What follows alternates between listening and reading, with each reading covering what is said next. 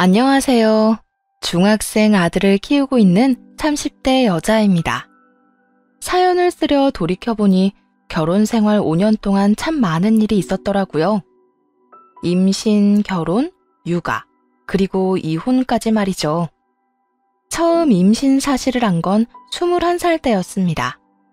그 당시 전 대학교 방학을 맞이해서 용돈 벌이라도 할 겸 아르바이트를 하고 있었어요. 그곳에서 4살 많은 남편을 만나게 되었고, 남편의 적극적인 표현에 연애를 하게 되었고요. 그렇게 평범한 만남을 이어오던 어느 날 알게 되었죠. 임신을 했다는 사실을 말이에요. 임신 사실을 한 남편은 자신감에 찬 목소리로 이렇게 말하더군요. 자기야, 우리 결혼하고 아기도 낳자. 나 취업도 했고 자기랑 우리 아기 정도는 충분히 책임질 수 있어. 나 믿고 결혼해. 자기 공부는 아기 낳고 다시 시작하면 되잖아. 어린 나이였지만 남편의 말을 다 믿은 건 아니었습니다. 출산을 결심하게 되면 남은 공부는 고사하고 이전에 꿈꾸던 삶은 사라지는 것이 분명했죠. 많은 고민 끝에 결국 아이와 남편을 선택하게 되었고, 그렇게 걱정과 우려 속에 결혼까지 하게 되었네요. 고작 25살, 21살의 부부는 능력이 없었고 결국 시댁에서 신혼을 시작하게 되었어요. 시댁은 2층 단독주택으로 1층엔 시부모님들이 사시고 2층을 저희가 쓰게 되었어요. 친정에 도움을 구했다면 저희 2사람이 살 집 정도는 충분히 얻어주셨겠지만 부모 가슴에 대못받고 하는 결혼이라는 말까지 듣고 싶진 않았기에 시댁살이를 시작했었어요. 그렇게 시작한 결혼 생활이자 시집살이가 순탄할 리가 없었죠.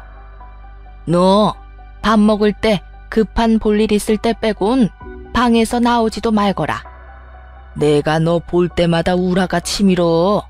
어쩌다 저딴 게 내 아들 발목을 잡아서는. 네, 죄송합니다, 어머님. 그 죄송하다는 말 좀 그만해라. 그 말도 지겨워 죽겠어. 죄송한 행동인 걸 알았으면 조심했어야지. 사고는 다 쳐놓고 죄송하다 고개만 푹 숙이고 있으면 뭐가 달라져? 얼른 방에나 들어가. 네, 조심할게요. 그땐 왜 그렇게 죄송하다는 말을 달고 살았는지 모르겠어요. 지금 생각하면 왜 저한테만 그러냐고 말대꾸 한 번은 할 법한데, 그땐 시모의 얼굴만 봐도 참 무섭고 눈치가 보였네요. 그래서 제 의사와는 상관없이 죄송하다는 말만 나오더군요. 그렇게 한 소리 듣고 방으로 들어오면 왜 그렇게 서러운지요? 2사람이 사랑으로 가진 아이인데 왜 이 모든 질책은 나 혼자 받아야 하는지. 남편은 매일같이 저리도 깔끔한 모습으로 출근하는데 나는 이게 무슨 꼴인지 참 여러 가지가 다 서럽더라고요. 그래도 처음엔 남편이 잘 대해줬어요. 퇴근길에 제가 좋아하는 간식거리도 사오고 집에 일찍 들어오려고 노력도 하며 말이에요. 나왔어. 얼른 와서 이것 좀 먹어. 아침에 먹고 싶다고 했던 사거리집 순대랑 빵. 우와, 그렇지 않아도 하루 종일 눈앞에 아른거려서 혼났는데. 고마워. 잘 먹을게. 난 자기가 이렇게 잘 먹는 거 보면 너무 행복해. 돈 버는 보람을 느낀다고나 할까? 앞으로 다른 건 몰라도 먹고 싶은 거 하나만큼은 아끼지 않고 사줄 테니까 먹고 싶은 거 있으면 다 말해줘. 응, 알겠어. 오늘 하루 종일 이리저리 눈치를 보느라 힘들었는데 그 서러움이 한 번에 녹아내리는 기분이야. 오늘도 많이 혼났어? 엄마가 아직 화가 많이 나서 그렇지 조금만 더 지나면 괜찮아질 거야. 원래 그렇게까지 모진 사람은 아니니까 조금만 더 힘내줘. 내가 돈 많이 벌고 부지런히 모아서 빨리 분가할 수 있도록 할게. 입에 발린 소리라도 이런 것들이 참 위로가 되고 힘이 됐었는데 저만큼은 아니어도 역시 어린 남편은 저에게서 점점 멀어져만 갔고 책임감도 점점 잃어가더군요. 그러는 와중 아이의 성별을 알게 되었고 그날 이후 저는 골칫거리 짐짝에서 복덩이가 되었습니다. 어머님, 병원 다녀왔는데 아들이래요. 뭐야? 아들? 그게 사실이야? 네, 여러 번 확인했는데 아들이 확실하다고 하세요. 그래? 아이고, 우리 며느리 고생했다 고생했어. 손귀한 집의 걱정거리를 이렇게나 한 번에 없애주다니. 태몽도 과일이 가득해서 딸 태몽인 줄 알았더니 네가 짐이 아니라 복덩이였구나, 복덩이. 듣기론 시부모가 아들 하나 낳기 위해 갖은 애를 썼다고 하던데 저는 빠르고 신속하게 대를 이을 아들을 가졌다고 하니 시댁에서 한순간에 신분 상승이 된 것이었죠. 이제 좀 제 생활도 편해지려나 며느리로서 최소한의 대우는 받고 살 수 있으려나 생각했는데 이어달리기 바통 터치를 하는 것처럼 이번엔 남편이 서운하게 굴기 시작했습니다. 아들? 난 딸이 더 좋은데. 애교 많은 딸 말이야. 아들 키워봤자 징그럽기만 하지. 얘가 무슨 말을 하는 거야? 아들, 집안 대를 이으려면 너처럼 듬직한 아들 하나는 있어야 해. 그러니까 이상한 소리 하지 말고 네 마누라 무사히 출산할 수 있게 네가 잘 보살펴줘. 나까지 더 할 필요가 있어? 이젠 내가 굳이 나서지 않아도 엄마가 알아서 잘 챙길 것 같은데 뭘. 난 이제 바깥일에 더 신경 쓸 테니 귀한 손자품은 귀한 며느리는 엄마가 신경 써주세요. 그냥 하는 말이 아니더라고요. 그날 이후 서서히 남편은 저에게 무심해지기 시작하더니 어느 날부턴 퇴근하고 돌아와선 잠만 자기 바빴으니까요. 남편 하나 믿고 제 인생과 제 꿈 모든 것을 포기하고 결혼까지 했는데 점점 남편에게 섭섭해지더군요. 하지만 남편이 시모처럼 구박을 하는 것도 아니었고 시모가 잘 대해주기 시작하니 시댁살이도 할만하더군요. 할만해졌다고 해서 이혼 생각을 전혀 하지 않았던 건 아니었어요. 더는 남편이 저를 사랑하지 않는다고 느껴질 때마다 이혼이란 생각이 불쑥불쑥 찾아왔고 시모가 말로 상처를 줄 때마다 이혼하고픈 마음이 굴뚝이었죠. 하지만 당시에 전 너무나도 어렸고 뱃속에 아이도 있었기에 이혼이란 결정을 도저히 내릴 수가 없었습니다. 이렇게 쉽게 이혼하고 도망칠 거였다면 애초에 아기를 낳는다는 결정도 하지 않았을 거라고 이딴 결혼도 하지 않았어야 했다며 스스로 타일렀네요. 그렇게 무사히 출산을 했고 반응은 제 예상과 별반 다르지 않더라고요. 시댁 어른들은 아빠를 쏙 빼닮았다며 기뻐하고 남편은 그냥저냥 미지근한 반응 말이에요. 어머나, 어떻게 된 신생아가 이렇게 이목구비가 뚜렷하니? 아, 그래요? 뚜렷한 편인가요? 그래, 꼭 우리 아들 갓 태어났을 때 모습을 보는 것 같구나. 아주 판으로 찍어 놓은 것 같아. 우리 장손 잘생기기도 했지. 아들, 어때? 아빠 된 기분이? 그냥 뭐 아직은 별 느낌이 없지. 엄청 작다. 이 정도? 어이구, 하긴 네 아빠도 처음엔 실감 못하다가 네가 점점 크니까 널 엄청 예뻐라 하셨었어. 자주 보고 자주 안아줘. 우리 귀한 장손. 사람에 따라서 남자들의 부성에는 뒤늦게 발휘되는 경우도 있다고 저도 들은 적 있습니다. 그런데요, 남편은 해도 해도 너무하더라고요. 제가 낳자고 사정사정해서 낳은 자식도 아니고 애초에 자기가 책임지겠다며 더 많이 사랑하겠다고 했던 사람이 저리도 변해버리니 말이에요. 때마침 시모는 집에 다녀오겠다며 자리를 비웠고 그간 쌓였던 말들을 쏟아냈어요. 당신 진짜 적당히 좀 해? 내가 섭섭할 거란 생각은 전혀 못하는 거야? 내가 뭘 어쨌다고. 내가 뭘 어째? 요즘 나한테 찬바람 쌩쌩 부는 거 나 다 느끼고 있어. 지금도 봐. 수고했다. 아프진 않았냐라는 말까진 바라지도 않아. 우리 아들 얼굴 한번 제대로 보지도 않잖아. 이러려고 결혼하자고 책임진다고 그랬어? 아니, 난 그런 게 아니라 회사 생활이 워낙 피곤해서 그렇지. 내가 자기랑 우리 아기 얼마나 사랑하는데. 아, 그런 사람이 요즘 내 얼굴만 보면 시선 돌리기 바빴어? 자기가 그렇게 느꼈다고 하면 내가 미안해. 사과할게. 그런데 나 아직 자기 많이 사랑하고 우리 아들도 사랑해. 설마 내 자식인데 싫기야 하겠어? 정말 진짜로 너무 피곤해서 그런 거니까 그런 오해는 하지 말아줘. 섭섭한 마음도 풀고 말이야. 남편은 오해라고 앞으로 잘하겠다고 하며 마음을 풀어주었지만 그건 역시 말뿐이었습니다.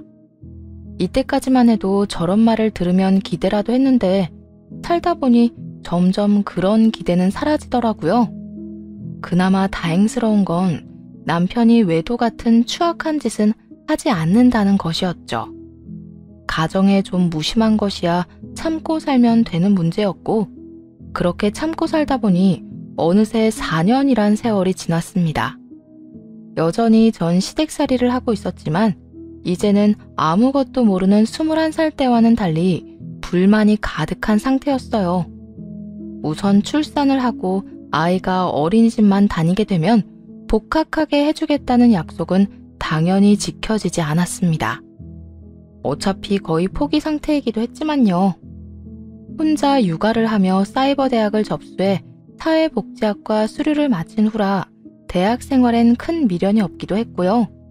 다만 불만이 컸던 건 이런 것들이 아닌 바로 분가 문제였어요. 가끔 시모 때문에 힘들어할 때마다 남편은 이렇게 말하곤 했거든요. 조금만 기다려. 우리 아들 초등학교 들어가기 전엔, 아니 5살쯤 되면 분가하자. 그때까지 설마 우리 세 식구 살 집도 못 구하겠어? 그러니까 그때까지만 조금만 더 기다려줘. 이런 말을 했는데 약속했던 5살이 다가와도 아예 말조차 꺼내지 않더군요. 어쩌다 제가 먼저 이야기를 꺼내는 날엔 이 핑계 저 핑계를 대며 짜증을 내기 바쁘더라고요. 여보, 우리 분가 문제는 생각해보고 있는 거야? 그럼 생각도 하고 알아보고 있긴 한데 집값도 많이 오르고 해서 여의치가 않네. 내가 계속 말했잖아. 꼭 자가 아니어도 되고 꼭 넓은 집이 아니어도 된다고 말이야. 원룸, 투룸이어도 아무 상관없다니까. 그냥 단 하루라도 우리 식구끼리 살고 싶다고. 또 세상 물정 모르는 소리 하네. 원룸, 투룸 얻는 데는 그냥 월세만 내면 되는 줄 알아? 보증금은 당신 보증금 있어? 당신 취업하고 일한 게 몇 년인데 그 보증금도 없어? 이때껏 번 돈으로 뭘 했길래 원룸 보증금도 없단 말이야. 뭘 하기는 부모님 용돈 드리고 생활비 드리고 하면 뭐 남는 거나 있는 줄 알아?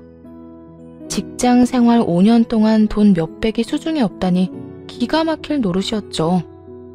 그냥 나도 일자리 알아볼게.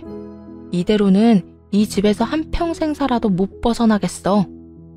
뭐? 당신은 집에서 애나 키우고 부모님 모셔야지. 취업은 무슨 취업이야? 헛소리 하지 말고 집안일이나 잘해. 이것도 안 되고 저것도 안 되면 도대체 우리 분가는 언제 한다는 말인데. 일단 좀 더 기다려. 이때껏 잘 기다려놓고 이제 와서 왜 이렇게 닭다리야, 닭다리. 그렇지 않아도 피곤한데 당신까지 보태지 좀 마. 이미 4년이나 살았고 그때쯤엔 저도 할 말은 하고 살았던 터라 참지 못할 정도의 생활은 아니었어요. 참으려면 충분히 참을 수 있었죠. 그런데 문제는 아들이었습니다.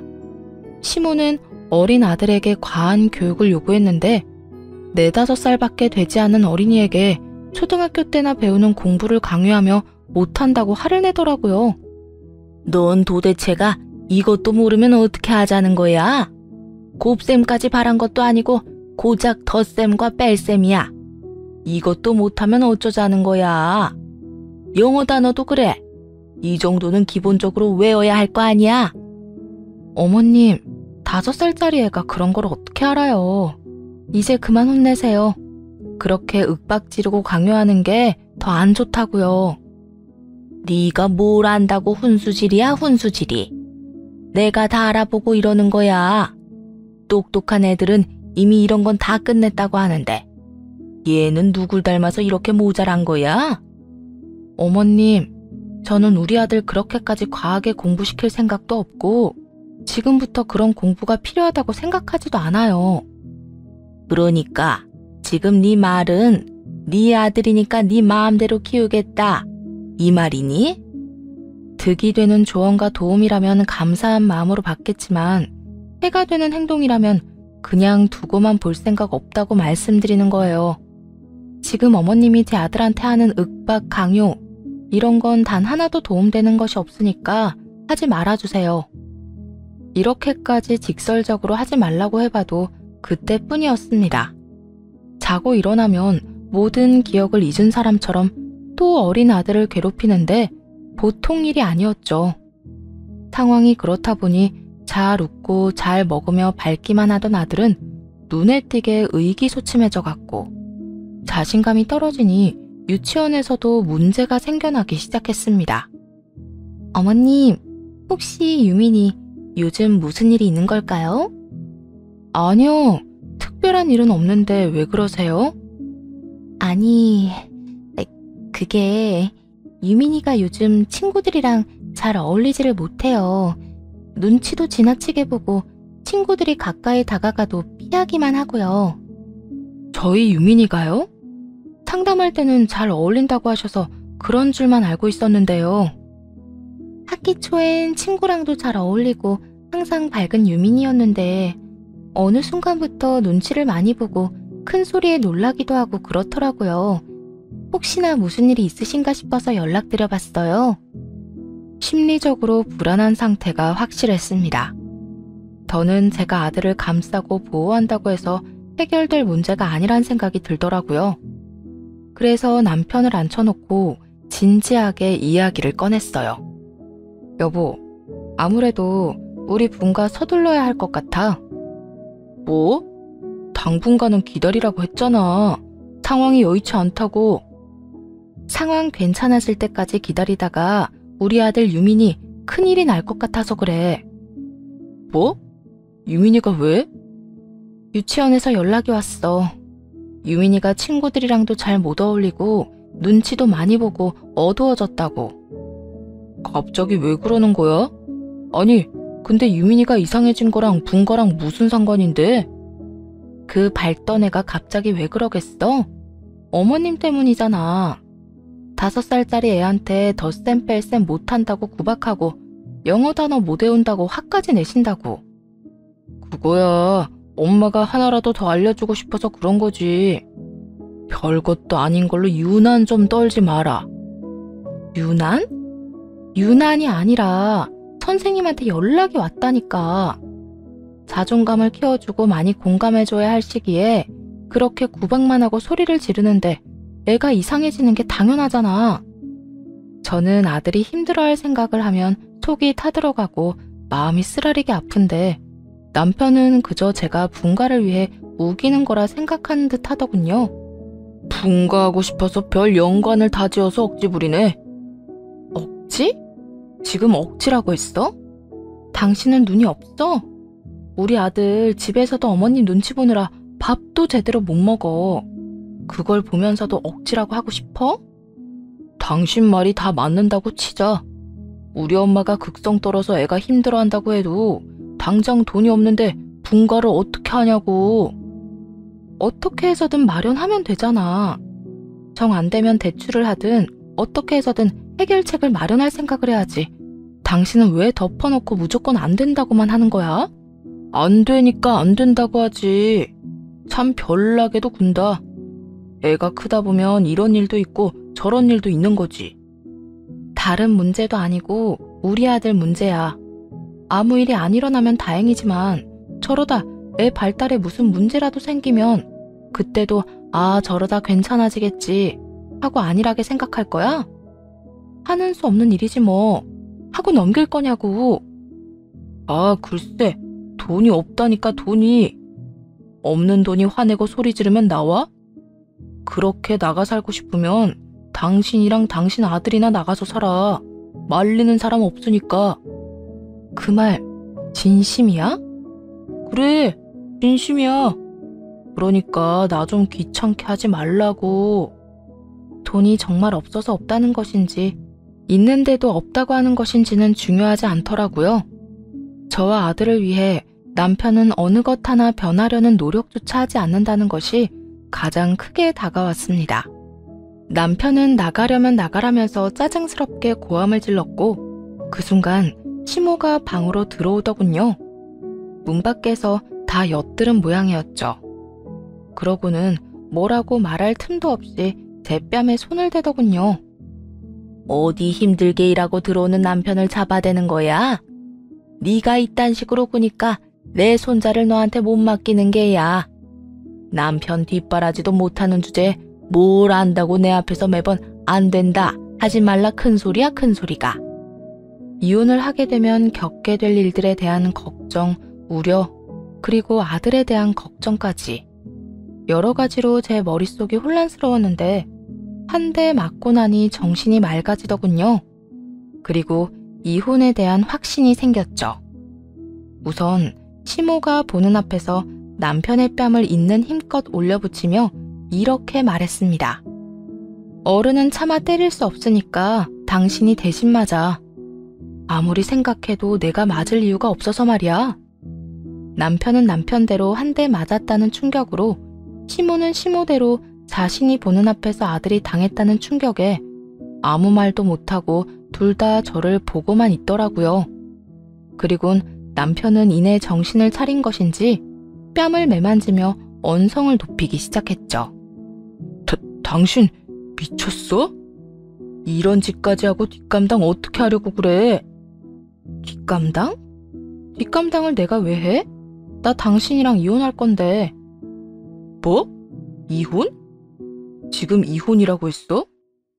그래, 이혼. 나보고 나가고 싶으면 내 아들 데리고 나가라며. 그게 이혼하자는 말이랑 뭐가 다른데?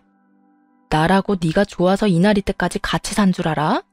나도 내 아들 생각해서 참고 산 거라고. 그래서 지금 이혼하고 나가겠다고? 당신이 나하고 이혼하면 제대로 먹고 살 수 있을 거라고 생각해? 당장 돈은 어떻게 벌 건데? 아르바이트해서 애를 키울 수 있을 거라 생각하는 건 아니지? 국어를 하는 한이 있어도 내 아들 바보 만드는 이 집에서 더는 안 살아. 당신도 마찬가지야. 내가 억지를 부린다고? 유난을 떤다고? 그게 할 말이야? 정작 억지 부리고 유난 떤 사람이 누군데?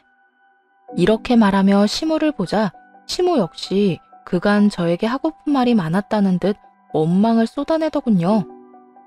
너 지금 나 들으라고 하는 말이니? 너는 어떻게 생각할지 몰라도 내 입장에선 억지나 유난이 아니라 당연히 해야만 하는 일이었다. 다른 애들은 다 그 정도는 한다는데 당연히 우리 손자도 그 정도는 해야지. 도대체 어느 집 애들이 그렇게 똑똑한지 전화라도 좀 걸어보세요. 그 애도 강제적으로 공부를 시켰는지 아니면 애 스스로가 원해서 한 공부인지라도 좀 물어보게요. 그게 친한 사이는 아니고 건너 아는 집 손주가 그렇다고. 그러니까 지금 제대로 알지도 못하고 유민이를 그렇게 쥐잡듯 잡았단 말이에요? 사실인지 아닌지도 모르는 건너 들은 이야기로요? 그게 뭐가 중요해? 그렇게 똑똑한 애가 있으니까 그런 이야기가 내 귀에도 들어왔을 거고 우리 손주는 그보다 무식하고 멍청하다는 게 문제지. 제가 보기엔 제 아들이 문제가 아니라 어머님이 문제네요. 어디서 확실하지도 않은 이야기 듣고 와서 초등학생이나 돼야 배우는 걸 알려주는데 애가 버텨내겠어요? 거기에다 매번 멍청하다, 무식하다, 고함이나 지르고요. 멍청한 걸 멍청하다고 하는 게 뭐가 문제라는 거야? 바보를 안 쳐다 놔도 그만큼 강조하고 그만큼 설명했으면 다 알아들었을 텐데. 애가 엄마를 닮아서 무식한 걸 누굴 탓을 하는 게야 지금? 당신도 봤지? 당신 엄마가 이런 분이셔. 저는 이런 집에서 내 아들 바보로 만들면서 살 생각도 없고 당신 말대로 나는 내 아들 데리고 나갈 테니까 이혼해. 남편을 바라보며 이혼을 요구했고 남편은 후련하다는 표정으로 저를 보며 이렇게 말했습니다. 그래, 하자 이혼. 나도 이런 생활 힘들고 지겨웠어. 어릴 때 저지른 실수 때문에 이 좋은 나이에 당신이랑 유민이한테 발목 잡혀 사는 인생이 나라고 즐거운 줄 알아?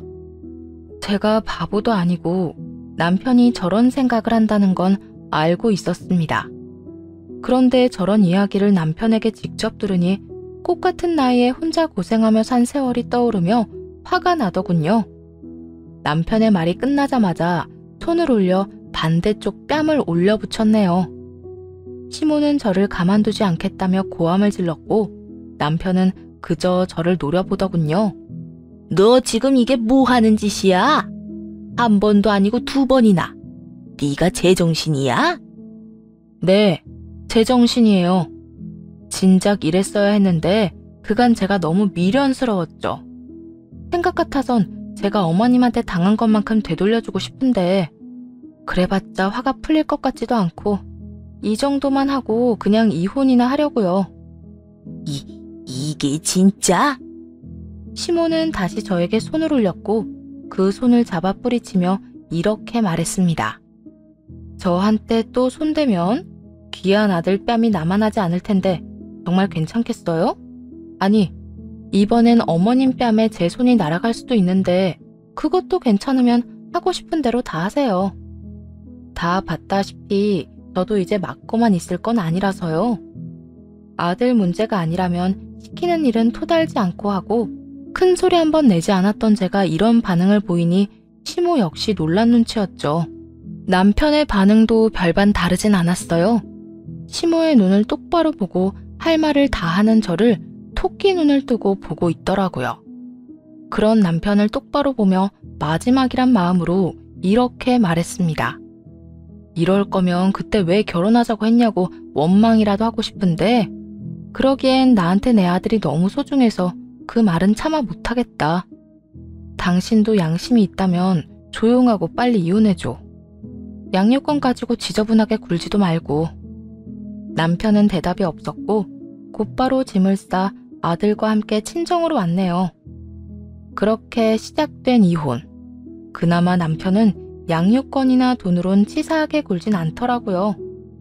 그 덕에 비교적 간단하게 양육권도 위자료도 받고 이혼을 할 수 있었고요. 4년 동안 수도 없이 고민하고 또 고민한 이혼이었는데 6개월도 되지 않아 결론이 나고 이혼을 하게 되니 참 씁쓸하더라고요. 미련이 남아서가 아니라 저의 꽃다웠던 그 세월이 안타까워서요. 그래도 그 4년이란 시간이 후회스럽진 않았습니다. 저에겐 제 목숨보다 소중한 아들이 생겼으니까요. 그리고 든든한 버팀목이자 제가 살아야 할 이유인 부모님도 계셨고요. 그렇게 새로운 인생이 시작되었고 전 그 어느 때보다 열심히 살아야 했네요. 돈을 벌었어야 했으니까요. 전 남편이 주기로 한 양육비가 있었는데 모작 3번 주더니 양육비와 함께 연락도 끊어버렸거든요. 연락을 해서 돈 내놓으라고 닥달을 할까 싶기도 했지만 그러진 않았습니다. 괜히 양육비 핑계로 아들을 보겠다고 하는 것도 싫었으니까요. 아이의 아빠에게도 아들을 보여주는 것이 싫어 양육비 달란 말도 하지 않았는데 전 시모는 끈질기게 연락이 와 손자 타령을 하더라고요. 예, 아무리 너희가 이혼을 했다 해도 내 핏줄이고 내 손자다. 네가 뭔데 내 손자 얼굴도 안 보여주는 게야? 유민이가 할머니 이야기만 꺼내도 싫다고 난리를 부리는데 어쩌겠어요? 그러게 있을 때 잘하지. 이제 와서 핏줄 타령은? 거짓말 하지 마라. 내가 내 손자한테 어떻게 했는데 내 손자가 나를 보기 싫어할 리가 없잖아. 어떻게 하긴요. 하루가 멀다고 구박하고 쥐어박고 화내고 다 큰 어른도 그런 식으로 대하면 2번 다시 보기 싫다고 한다고요. 그러니까 그런 줄 알고 다신 연락하지 마세요. 혹시나 유민이가 보고 싶다고 하면 따로 연락할 테니까요. 집착이 대단한 시모는 하루가 멀다고 연락이 와 손자 타령을 했지만 전 절대 보여주지 않았습니다. 끝나지만 않을 것 같던 그 집착도 어느덧 서서히 줄어들고 한동안은 연락도 오지 않더라고요. 그리고 오랜만에 연락이 와 한다는 말이 가관이었죠. 잘 지냈니? 네 아들은 잘 크고 있고? 네, 우려하시던 거와는 달리 아주 잘 크고 있어요. 그런데 무슨 일이세요? 한동안 연락 없으시더니. 아, 미리 말하는데 네 아들 보여달라고 연락한 거 아니니까 걱정하지 마라. 다름이 아니라 내 아들 재혼 소식 전해주려고 전화했다. 혹시나 네가 뭣도 모르고 연락해서 구질구질하게 굴까봐. 이혼하고 양육비가 안 들어와도 단 한 번도 연락한 적이 없는데 졌단 말을 하니 기가 막히더군요. 모르긴 몰라도 전 시모의 성향상 자랑을 하려고 연락한 것이 분명했죠. 그럴 일 없으니까 할 말 다 끝났으면 끊으세요. 길게 통하고 싶지도 않으니까. 예, 잠시만. 넌 네 전 남편이 어떤 사람이랑 결혼하는지 궁금하지도 않니? 같은 회사 다니는 여자인데 임신했다고 하더구나. 너와는 달리 대학도 졸업했고 똑똑한 여자이니 그 뱃속에서 태어날 내 귀한 손주가 얼마나 똑똑하겠어? 그거 참 잘 됐네요. 앞으로는 내 아들한텐 신경 끄고 새로운 손주나 신경 쓰면서 잘 살아보세요. 그렇지 않아도 그렇게 할 거다. 네 아들보단 쓸만할 건 분명하고 영재라도 태어나는 건 아닌지 모르겠구나. 그건 내가 알 바가 아니고요. 이 말은 할 수 있을 것 같네요. 부디 그 애는 바보로 만들지 말고 잘 키우세요. 너 내가 누누이 말했지? 그건 내 잘못이 아니라 네 아들이 멍청한 거라고. 그거야 두고 보면 알겠죠. 그렇게 전화를 끊었고 그 후론 그 사람들을 잊고 살았습니다. 따로 연락이 오지 않기도 했고요. 그 후로 벌써 5년이 흘렀네요. 저는 아동 발달센터에서 일하고 있어요.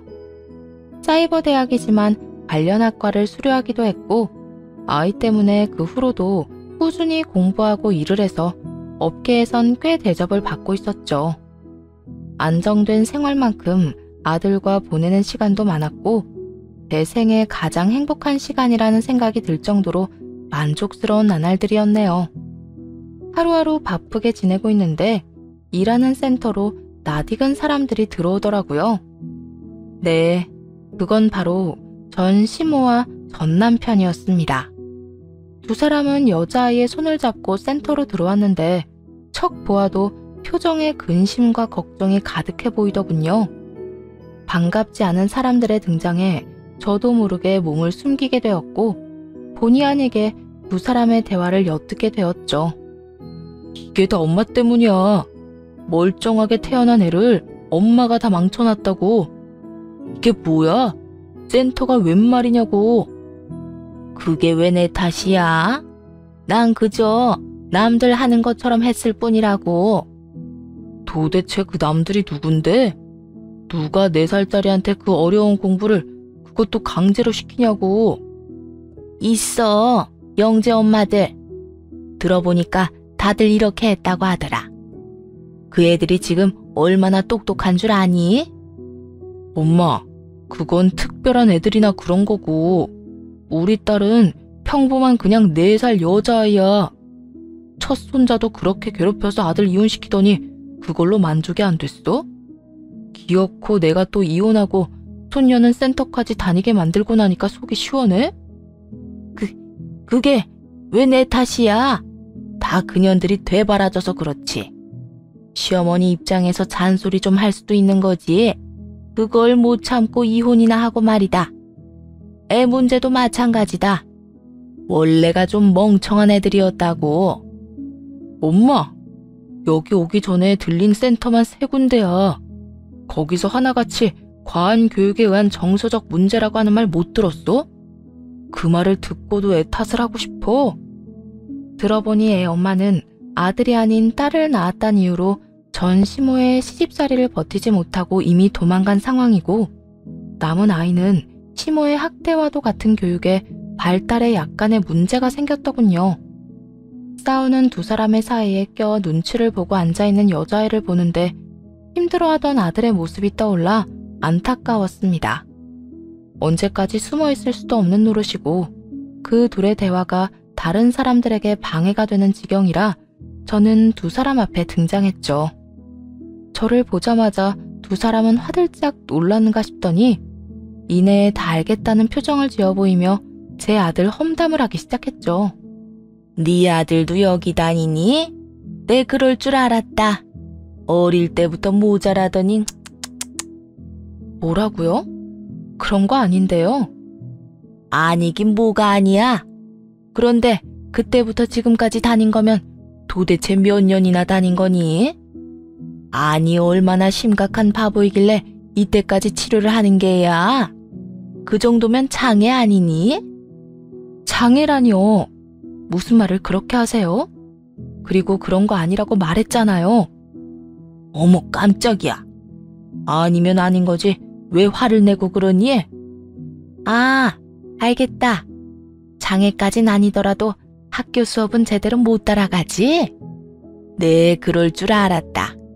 너 닮아서 머리가 나쁘다고 조기 교육이 그렇게 중요하다고 내가 말했잖니.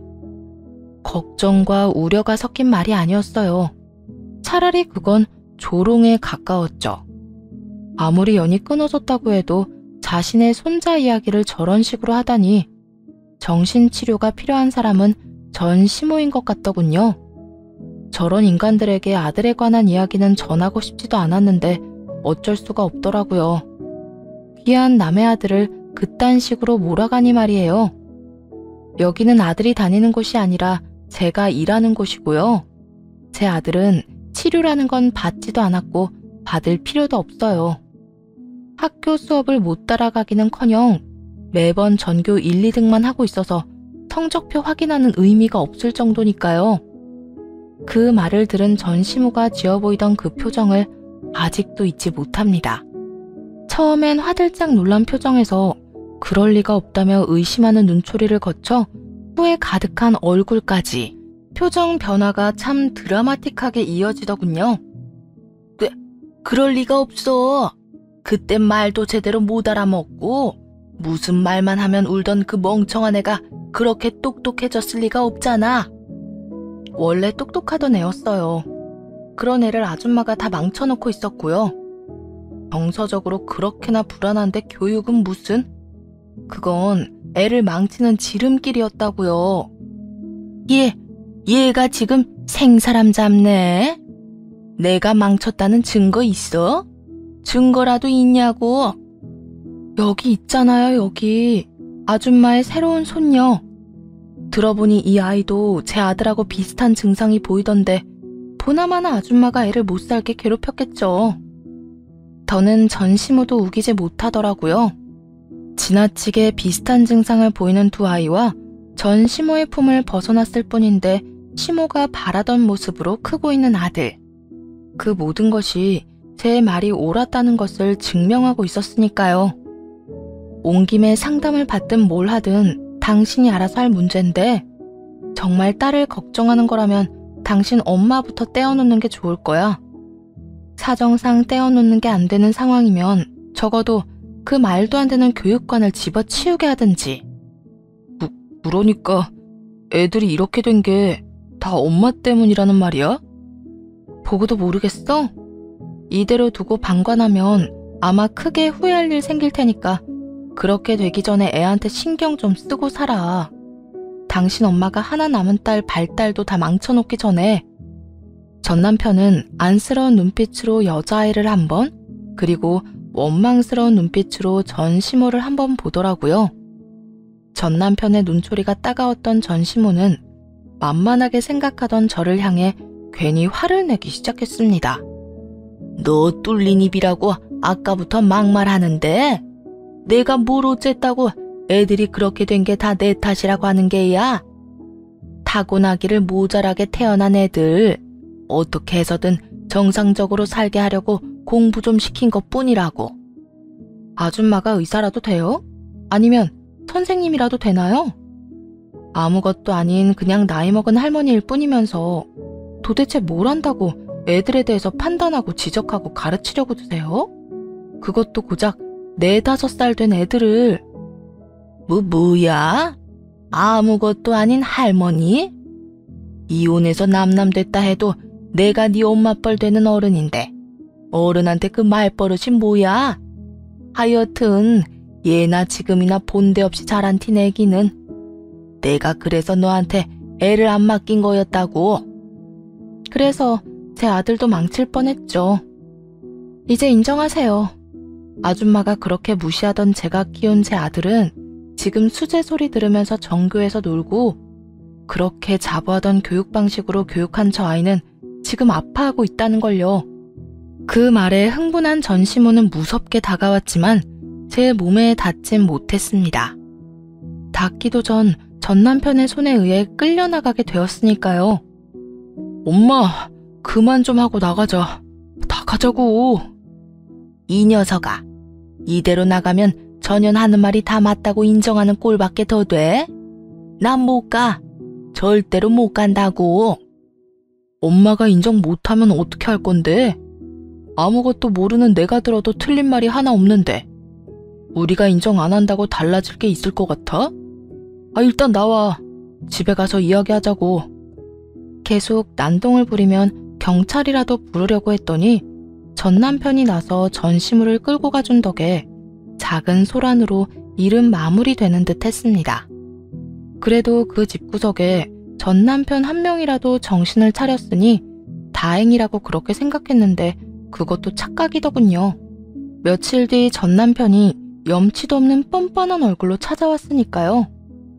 처음엔 센터로 찾아왔기에 딸의 문제로 여러 가지 상의를 하려고 왔다 생각했어요. 아무래도 아들과 비슷한 모습을 보이기도 했으니까요. 그래서 흔쾌히 차 한잔 하자는 말에 응한 것이었는데 찾아온 목적은 따로 있더라고요. 잘 지냈어? 안부나 묻자고 찾아온 거 아닐 거 아니야. 딸 때문에 온 거 아니까 물을 거 있으면 그냥 물어봐. 딸 때문이기도 한데 당신한테 할 말도 있어서 찾아왔어. 할 말? 우리 사이에 남은 할 말이 있어? 이혼한 지가 5년인데? 에이, 그렇게 딱딱하게 굴지 말고. 지난 5년 동안 내 생각 한 번도 안 했어? 난 당신 생각 많이 했는데. 참나 하는 소리가 절로 나오더군요. 필요 없으니 아들이랑 둘만 나가라고 한 것이 기억에 생생한데 이제와 말 같지도 않은 거짓말을 늘어놓으니까요. 생각? 당신이? 내 생각 날 만한 상황이긴 하지. 그렇지? 우리가 이혼할 때 좀 틀어져서 그렇지 그전까진 사이 좋았잖아. 무슨 개소리야. 사이가 좋기는 무슨? 난 양육비 이야기하는 거야. 당신이 나한테 양육비 안 주고 무시한 게 4년이 넘는데 그 정도면 내 생각이 날 수밖에 없다. 이 뜻이었는데 만난 김에 좀 물어나 보자. 양육비 이대로 영원히 안 줄 생각이야? 줘야지. 당연히 줘야지. 그동안은 나도 먹고 사는 게 힘들어서 못 줬던 거고 앞으로는 조금씩이라도 줄게. 하는 수 없이 양육비 지급 약속까지 한 전 남편은 지나치게 눈치를 살핀다 싶더니 기어코 해서는 안 되는 말을 꺼내기 시작하더군요. 저기 우리 다시 만나는 건 어때? 아까 말했듯이 나 당신이랑 떨어져 사는 동안 당신 생각 많이 했어. 그동안은 염치가 없어서 연락도 못했는데 이렇게 만나게 되니까 운명이란 생각이 계속 들더라고. 당신은 그런 생각 안 들었어? 운명은 무슨? 너 이혼 2번 당하더니 머리가 어떻게 된 거 아니야? 어딜 찾아와서 말 같지도 않은 말을 꺼내는 거야? 뭘 그렇게까지 화를 내. 전혀 말이 안 되는 것도 아니잖아. 그건 네 생각이고 난 너 같은 인간 때문에 내 인생 또 망치기 싫으니까 헛소리 하려거든 꺼져. 이런 반응을 전혀 생각하지 못했는지 멍청한 전 남편은 당황한 듯 머리를 벅벅 긁어대더라고요. 그러더니 큰 결심을 한 듯 제 발 아래 무릎을 꿇고 밀기 시작했습니다.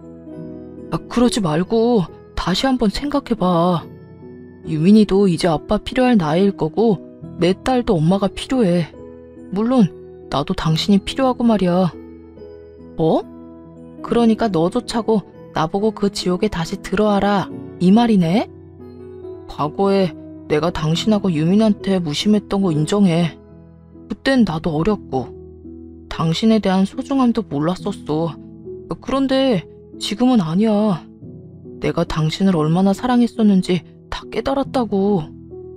제 다리에 매달려 나오지도 않는 눈물을 짜내며 반성하는 척 사랑을 입에 올리는 전 남편의 모습에 온몸에 두드러기가 올라오는 기분이었죠. 곧바로 걷어차듯이 전 남편의 손길을 뿌리쳤고 아무 감정도 없는 표정으로 내려다보며 이렇게 말했습니다. 그래서? 그게 나랑 무슨 상관인데? 네가 반성했든 네 딸이 엄마가 필요하든 그런 건 나랑 아무 상관도 없어. 나랑 내 아들은 너 따위 인간 필요도 없을 뿐더러 생각도 하지 않고 살고 있으니까 다신 찾아올 생각 하지도 마. 그 후 전 남편이 찾아와서 귀찮게 하는 일은 없었고 조금이라도 준다던 양육비 역시 들어오진 않았죠. 가끔 딸을 핑계로 연락이 오긴 했지만 그런 연락조차 받고 싶지 않아 차단을 해버렸네요. 그 후 저는 여전히 꿈을 꾸며 열심히 지내고 있습니다. 요즘 제 꿈은 바로 센터를 여는 것인데요. 아직 배워야 할 것이 많은 것 같아 틈틈이 공부도 하며 지내고 있어요.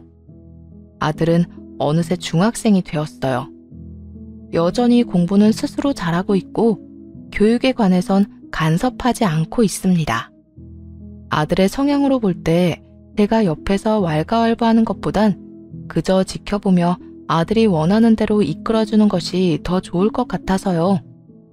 요즘엔 사춘기가 온 것인지 자주 툴툴거리기도 하고 묻는 말에 대답을 하지 않곤 하는데요. 자연스러운 현상이니 크게 나무랄 생각은 없지만 이 시기에 아들과 멀어지게 되면 관계 회복이 힘들 것 같아 잔소리 대신 산책을 함께하고 있어요. 처음엔 아들이 귀찮아하는 것 같아 그만해야 하나 고민도 했는데 요즘엔 글쎄 산책하러 가는 시간만 되면 시키지 않아도 커피를 태운 텀블러를 들고 절 기다리는 거 있죠? 모르긴 몰라도 아들 녀석도 내심 그 시간을 즐기는 것 같기도 하네요. 사실 임신 사실을 안 순간에도 출산을 했을 때도 전 남편과 이혼할 때도 아들에게 늘 미안했어요. 어린 엄마인 것도 그런 엄마가 이혼까지 한 것도요. 아들 앞에서 티를 내진 않았지만 어느 것 하나 미안하지 않은 것이 없었죠. 그래서 아들이 저를 미워하면 어떻게 하나 내심 걱정도 많이 했는데 아들이 제 생일날 쓴 편지에 이렇게 쓰여 있더라고요. 엄마가 내 엄마라서 나는 행복해. 늘 나한테 미안해하는 거 알고 있는데 그러지 않았으면 해. 난 날 포기하지 않고 낳아주고 키워준 엄마를 누구보다 존경하고 사랑하니까 늘 내가 하려는 대로 이끌어주고 내가 원하는 길로 나아갈 수 있게 밀어줘서 고마워. 사랑해 엄마. 건강하게 오래오래 행복하자.